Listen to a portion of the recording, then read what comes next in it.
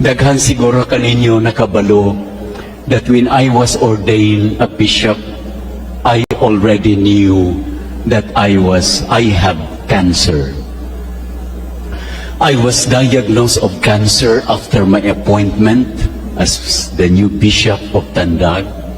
Nagsugod ako sa akong pagka-obispo, dili sa pagsuroy-suroy sa parokya, kundi pag-adto sa hospital, alang sa usa ka tuig ug 2 ka bulan nga chemotherapy, radiation ug surgery.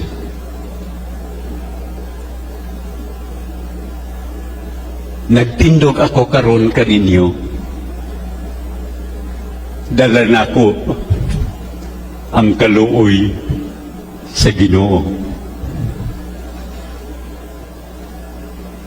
O kining kaluoy, duna siya'y dagway. Dala na ko ang mga maluluyon nga mga doktor o mga nurses.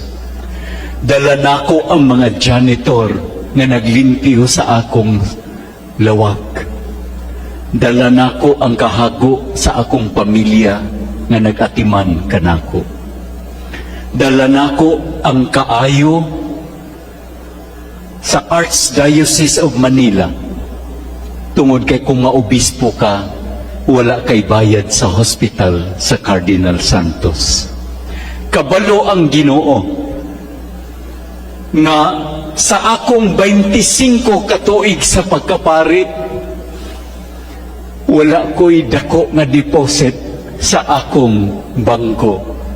Tungod kayang akong mga assignments, pulos mga pobre nga parokya, o gipa-eskwela ako, o taas ng panahon na assign ako sa seminaryo. Sa seminaryo, gamay ra ang imong allowance ug mahurot pagyud sa mga seminarista. Mao nga ang service sa pari nga na-assign sa parokya ang iyang sakyanan, dali ra kaayo madaot. Ngano man, tungod kay ang iyang gear kutubra sa primera, segunda, tersera, walay kwarta. Pero ang tinuod nga kalipay sa pari magagikan sa serbisyo nga walay bayad. We may have big accounts in the bank, but we will not be happy if our hearts are empty. Ang makapuno o makapalipay sa kinabuhi, kanang magpuyo kita sa kinabuhi nga moingon, kini ang akong lawas nga akong ihatag kanimo, bisan og walay akong madawat.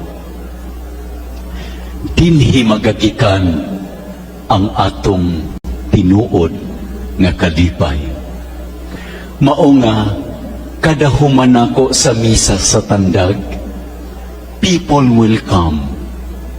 Og ang kadaghanan nga muduol kanako kadtong dunay mga sakit, ilabi na kadtong dunay cancer. Ilang kuhaon ang akong kamot o ilang ibutang sa ilang mga ulo. Kabalo sila nga dili sila maayo. Pero it's different when you have someone journeying with you as a cancer patient.